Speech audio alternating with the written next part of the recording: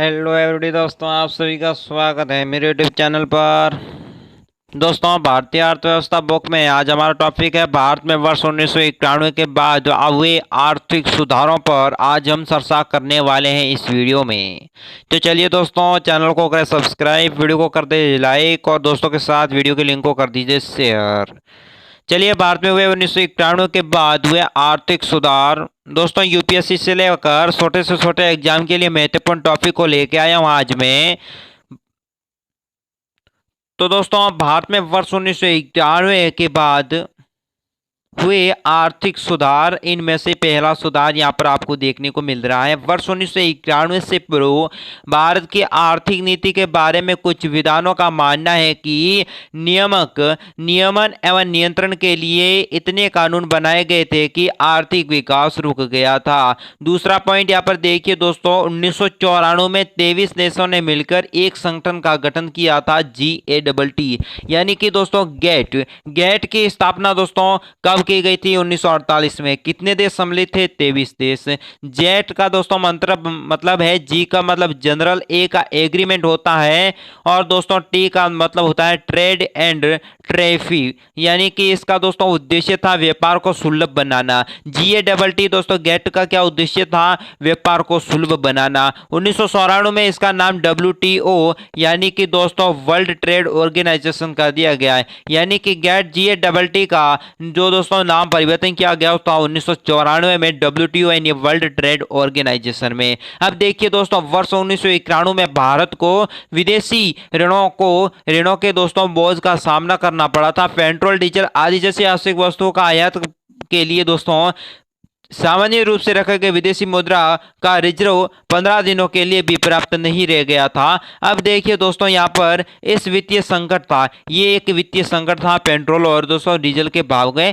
तो दोस्तों वित्तीय संकट के वास्तविक उद्गम 1980 के दशक को अकुशल आर्थिक प्रबंध था, यानी कि दोस्तों वित्तीय संकट का वास्तविक उद्गम 1988 से भारत में शुरू हो गया था। इस स्थिति ने दोस्तों IBRD यानी कि सामान्य रूप से विश्व बैंक का सहारा लिया और दोस्तों कुछ शर्तों के साथ भारत के $7 बिलियन को दोस्तों ऋण लेना सफल कर दिया गया। दोस्तों शर्तों जैसे कि भारतीय अर्थव्यवस्था में उदारीकरण किया जाएगा और दोस्तों निजी क्षेत्रों में लगे प्रतिबंध को हटाया जाएगा, यानी कि भारत को WTO की सदस्यता लेनी पड़ेगी दोस्तों, यानी कि सभी शर्तों को मान लिया गया और नई आर्थिक नीति की घोषणा की गई थी। भारत ने 1 जनवरी 1955 में दोस्तों WTO की सदस्यता ग्रहण भारत ने कब की थी? ये ध्यान रख लें, प्रश्न पूछा जा सकता है। 1 जनवरी 1995 को भारत ने दोस्तों WTO की सदस्यता ग्रहण की थी। 1991 के बाद आरंभ हुई आर्थिक सुधार की नीतियों को प्रतिबंध कर समाप्त कर दिया गया था।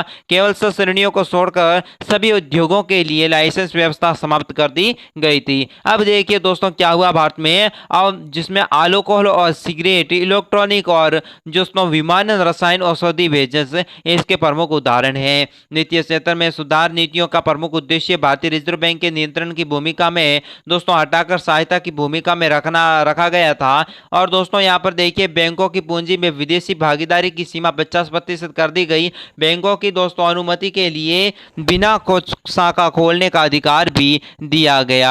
अब देखिए 1991 में भारतीय राजकोषीय नीति में बदलाव किया गया, कर व्यवस्था में सुधार की गई और दोस्तों सरकार के कराधान और सार्वजनिक व्यय की नीतियों के सुधार भी किया गया और करों को कम करने के लिए ताकि ज्यादा से ज्यादा लोग कर भरे, यानी कि ज्यादा लोग कर भरे। और दोस्तों प्रत्यक्ष कर था 1991 ईस्वी के बाद व्यक्तिगत आय पर लगने वाले करों में कमी करना और अप्रत्यक्ष यानी कि दोस्तों यहाँ पर ध्यान रख लेना अप्रत्यक्ष सुधारों, इनमें से सुधार किए गए थे अप्रत्यक्ष कर के रूप में। अब देखिए दोस्तों 1991 में भारतीय अर्थव्यवस्था दोस्तों अवमूल्य किया गया था, जिसमें देश के दोस्तों आर्थिक मुद्रा का अवगमन भी हुआ है और दोस्तों वर्तमान समय में $1 का दोस्तों यहाँ पर मूल्य स्वयं आयात और निर्यात के अनुसार निर्धारित किया गया। सार्वजनिक क्षेत्रों में उपक्रमों का चयन कर उन्हें प्रोत्साहन करने के लिए महारत्न, नवरत्न और लघु रत्न की घोषणा की गई थी। अब देखिए दोस्तों FDI FII यानी कि भारतीय उद्योगों में निवेश के संबंधित था। FII केवल पूंजीपति बाजार या निवेशों से संबंधित था। अब दोस्तों विनिवेश, सरकार प्रतिवर्ष सार्वजनिक उद्योगों में विनिवेश का कुछ लक्ष्य रखा था, यानी कि भारत सरकार ने उसे 91-92 में 2500 करोड़ का लक्ष्य था, 2014-15 में 56,000 करोड़ का लक्ष्य था और वर्तमान 2019-20 में दोस्तों 1 लाख